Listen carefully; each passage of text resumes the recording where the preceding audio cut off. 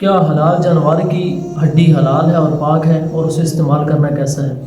بالکل حلال جانور کی ہڈی حلال ہے اور پاک ہے، اور اسے آپ استعمال بھی کر سکتے ہیں، مثلا کھانے کے اندر استعمال کر سکتے ہیں، اس کا برتن بھی بنا سکتے ہیں، اور کسی طب کے اندر یعنی کسی دوا وغیرہ کے لیے آپ نے دوائی بنانی ہے، کوئی دوا بنانی ہے، اس کے اندر بھی آپ اس کو استعمال کر سکتے ہیں۔ حلال جانور ہو اس کی ہڈی استعمال آپ کر سکتے ہیں، چاہے جس مقصد کے لیے بھی آپ کرنا چاہیں۔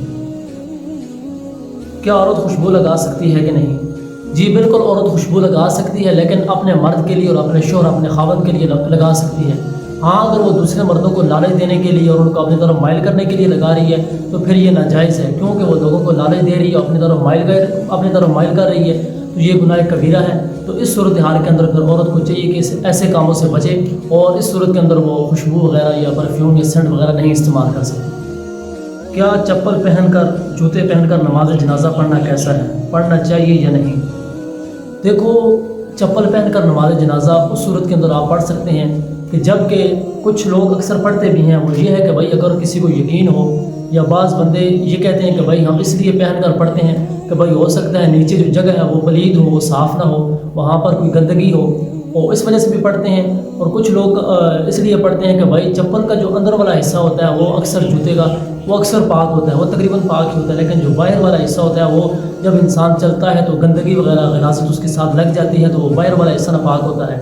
اس صورت کے اندر اگر انسان ایسی صورتحال پیدا ہو جائے تو چپل اندر سے پاک ہوتا ہے، تو چپل پہن کر نماز جنازہ آپ پڑھ سکتے ہیں، ادا کر سکتے ہیں، اس میں کوئی حرج نہیں۔ کیا عورت مرد ٹیلر سے کپڑے سلوا سکتی ہے کہ نہیں؟ تو دیکھو، یہ حیا کے خلاف ہے کہ عورت مرد کے پاس جائے اور اپنے کپڑے سلوائے، کیونکہ کچھ کام ایسے ہوتے ہیں، کچھ مسائل ایسے ہوتے ہیں کہ جو حرام حلال کے ساتھ نہیں بلکہ ان کا تعلق حیا کے ساتھ ہوتا ہے۔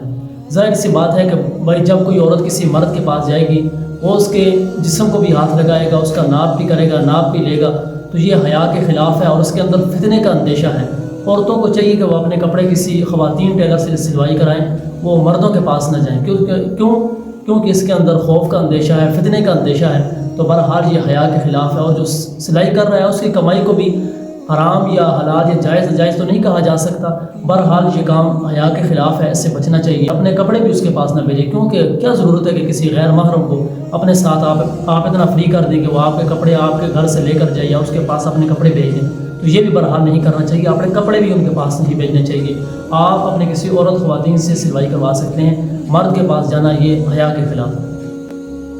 چہرے پر نور کیسے آئے گا؟ چہرہ نورانی کیسے ہوتا ہے؟ سنا ہے فیئر لولی سے چہرہ نورانی ہو جاتا ہے، یہ مارکیٹ سے مل جاتی ہے، تقریباً ہر دکان سے ہی مل جاتی ہے، چاہے گلی محلے کے اندر ہی کیوں نہ ہو۔ تو دیکھو، اگر چہرے کے نورانیت کا مطلب یہ نہیں کہ بھائی جو سفید ہے تو اس کے چہرے کے اوپر نور ہے، ورنہ یہ جتنے بھی انگریز ہیں، گورے ہیں، تمام کے چہرے سفید ہیں، ان کو زیارت کیا کریں اور آپ کو ثواب بھی ہوگا۔ نہیں، چہرے کی نورانیت کا مقصد یہ ہے کہ وہ نور بھی وہی لوگ محسوس کر سکتے ہیں کہ جن کے اپنے اندر کچھ تھوڑا بہت نور ہو، وہ نور کی تجلیات ان کو نظر آ جاتی ہیں۔ باقی جو آج کل کا جو نور بک رہا ہے یہ وہ نور نہیں ہے، ٹھیک ہے؟ آپ اچھے اعمال کریں، اچھے کام کریں، نماز کی پابندی کریں تو انشاءاللہ آپ کا چہرہ نورانی ہو جائے گا۔ ہاں، اگر یہ کام نہیں کرتے تو پھر چہرے پر نور نہیں آ سکتا۔ تو ہاں، اگر آپ نے دوسرا نور چاہیے آپ کو تو پھر آپ جائیں مارکیٹ کے اندر، یہ تقریباً ہر دکان سے مل جاتا ہے، تو طرح طرح کے نور مل رہے ہیں مارکیٹ کے اندر، تو جائیں وہاں سے کوئی بھی نور خریدیں اور اپنے چہرے پر لگا دیں تو انشاءاللہ چہرہ نورانی ہو جائے گا آپ کا۔ چہرے کا نور نماز سے، روزے سے اور اس طرح اچھے اعمال سے آتا ہے۔ کیا کوئی شخص اگر اپنے آپ کو کافر کہے تو وہ کافر ہو جائے گا یا نہیں؟ ہنسی مذاق میں اگر کہہ دے؟ بالکل، اگر کوئی انسان اپنے آپ کو کافر کہتا ہے تو وہ کافر ہو جائے گا۔ کچھ علماء کہتے ہیں ہو جائے گا، کچھ کہتے ہیں نہیں ہوگا۔ جو کہتے ہیں ہو جائے گا وہ اس لیے کہتے ہیں کہ بھائی اس نے اپنی زبان کے ساتھ اقرار کر دیا کہ بھائی میں کافر ہوں، تو وہ دائرہ اسلام سے خارج ہو جائے گا، اس کو دوبارہ کلمہ پڑھنا پڑے گا اور اسلام کے اندر داخل ہونا ہوگا۔ اور جو کہتے ہیں کہ بھائی کافر نہیں ہوگا، وہ اس لیے کہتے ہیں کہ بھائی کیونکہ ایمان جو ہے یہ دل کے اندر ہوتا ہے، تو اس نے اگر زبان سے کہہ بھی دیا تو دل کے اندر اس کے ایمان ہے تو وہ کافر نہیں ہوگا۔